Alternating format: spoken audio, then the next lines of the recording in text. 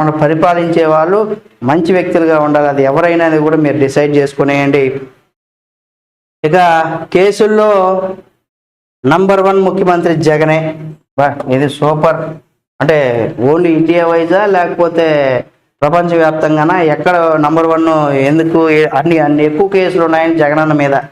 అయితే మాజీ మంత్రి తెలుగుదేశం మాజీ ఎమ్మెల్సీ దీపక్ రెడ్డి చెప్తున్నాడు, దేశంలో ముఖ్యమంత్రులు అందరిలోకెల్లా ధనవంతుడైనటువంటి వ్యక్తి జగన్, కేసుల్లోనూ ముందు వరుసలో ఉన్నాడనేసి కూడా మాజీ ఎమ్మెల్సీ తెలుగుదేశం నేత దీపక్ రెడ్డి అయితే ఎద్దేవా చేశాడు. అంటే ఇండియాలో రిచెస్ట్ సీఎం అంటే ధనిక ముఖ్యమంత్రి జగన్మోహన్ రెడ్డి, అలాగే నంబర్ 1లో ఉన్నాడు. ఫైనాన్షియల్గా ఎక్కువగా ఆస్తి కలిగినటువంటి వ్యక్తిలో జగన్మోహన్ రెడ్డి నంబర్ 1. అలాగే కేసులు, ఆయన పైన ఉన్నటువంటి కేసుల్లో కూడా ఇండియాలో ఉన్నటువంటి ఎంతోమంది ముఖ్యమంత్రుల్లో ఎక్కువగా ఆయన పైన మాత్రమే ఎక్కువ కేసులు ఉన్నాయి. ఇది రికార్డ్స్ అన్నమాట, మనం చెప్పుకోవచ్చు. ఇటువంటి రికార్డ్స్ మనకు దొరుకుతున్నాయి. 100 కోట్ల మద్యం కుంభకోణంలో ఢిల్లీ ముఖ్యమంత్రి కేజ్రీవాల్ జైల్లో ఉంటే మద్యం వ్యాపారంలో లక్షల కోట్ల రూపాయలు దోచుకున్న జగన్ మాత్రం బయట ఉన్నాడు, తిరుగుతున్నాడని కూడా విమర్శించారు. సంక్షేమాల పేరుతో 10 రూపాయలు ఇచ్చి పన్నుల పేరుతో కూడా 100 రూపాయలు దోచుకుంటున్నాడు అనేసి కూడా ఆయన మండిపడ్డారు. కరెక్టే ఇదైతే.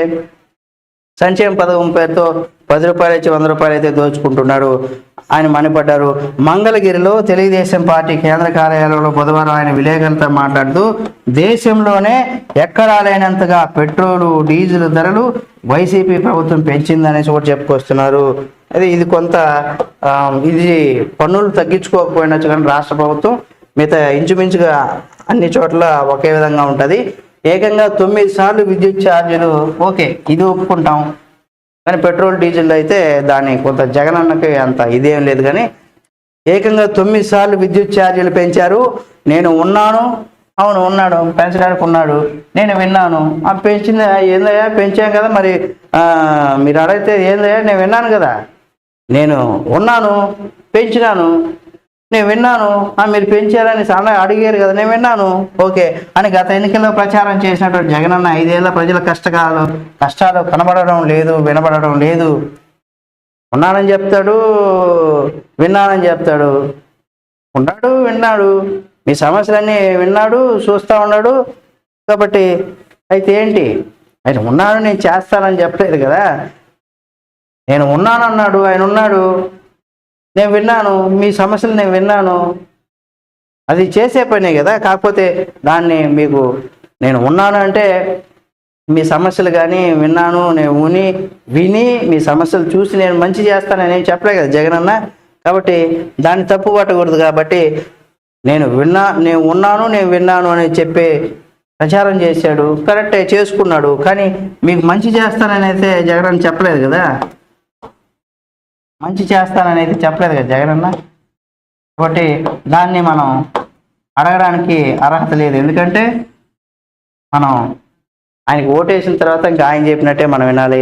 అయితే మేనిఫెస్టోలో ఇచ్చినటువంటి 730 హామీల్లో 621 హామీలు విస్మరించారని, మాట తప్పను మడమ తిప్పనని చెప్పినటువంటి జగన్ మడమ తిప్పడంలో తనకు ఎవరెవరు లేరంటూ కూడా పాలనలో కొనసాగించారంటూ కూడా చెప్పుకోవచ్చు.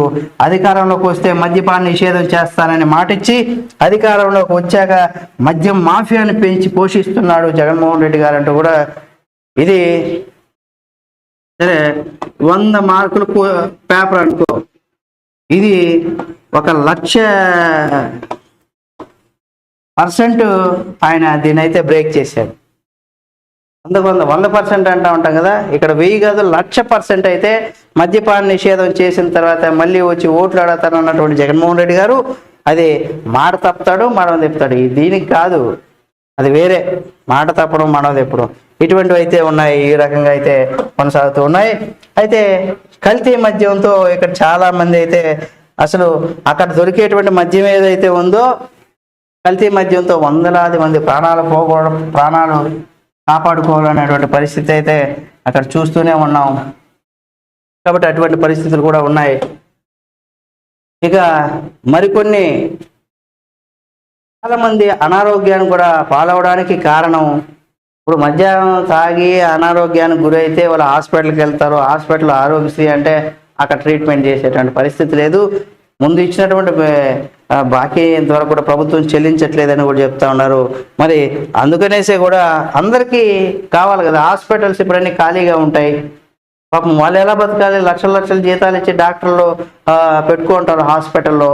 మరి వాళ్ళకు కూడా జీతాలు ఇవ్వాలంటే ఏదో ఒక కారణంతో అనారోగ్య సమస్యతో వీళ్ళు ప్రజలు హాస్పిటల్ పాలైతే అక్కడ హాస్పిటల్ కూడా బతుకుతుంది అనమాట.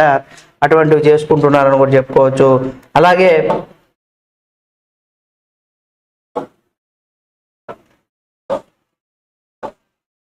అయితే అనారోగ్యానికి ఎంతటితో ఆగకుండా భవిష్యత్తులో మద్యం వ్యాపారాన్ని కొనసాగించాలా, అప్పులు తెచ్చుకుంటున్నాడట. ఆయన ఆస్తుల్లాగే డ్రగ్స్లో కూడా రాష్ట్రాన్ని దేశంలో మొదటి స్థానం చేశాడు. కరెక్టే, అది కూడా.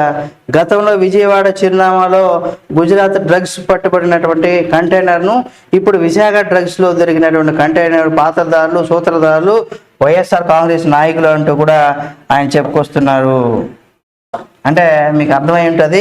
ఇక్కడ గతంలో కనుక మనం చూసినట్లయితే ఇక్కడ వైసీపీకి సంబంధించినటువంటి నాయకులు అంటే దేశంలో డ్రగ్స్లో కూడా దేశంలో ఆయన ఆస్తి ఎలా అయితే నంబర్ 1 సీఎంగా ఆస్తులో నంబర్ 1 ఎక్కువ ఆస్తి ఉన్నటువంటి ముఖ్యమంత్రి ఎవరైనా ఉన్నాడు జగన్మోహన్ రెడ్డి గారు ఏ విధంగా ఆయన ఉన్నాడో సేమ్ డ్రగ్స్లో కూడా దేశంలో నంబర్ 1గా ఏపీని అయితే చేశారు. గతంలో విజయవాడ చిరునామాగా ఇక్కడ గంజాయి డ్రగ్స్ పట్టుబడినటువంటి కంటైనర్ ఒకటి ఉంది. ఆ కంటైనరు ఇప్పుడు విశాఖలో డ్రగ్స్లో దొరికినటువంటి కంటైనర్ ఏవైతే ఉందో ఈ 2 వాటికి సంబంధించి పాత్రదారులు, సూత్రధారులు వైఎస్ఆర్ కాంగ్రెస్ పార్టీకి చెందిన నాయకులు అనేసి కూడా ఆయన విమర్శించారు. దీనిపైన ఇప్పుడు ఎవరు ఎంక్వైరీ చేయాలి? ఇప్పుడైతే ఇంక సిబిఐ, సిజే, ఈడీ, ఇక సిబిఐఓ ఇంకెవరు దీనిపైన నిర్ణయాలు తీసుకుంటారు ఏమో తెలియదు. కానీ ఏదేమైనా ఈ టైటిల్కి మంచి యాప్ట్గా ఆయన మంచి పాయింట్సే చెప్పారని కూడా చెప్పుకోవచ్చు.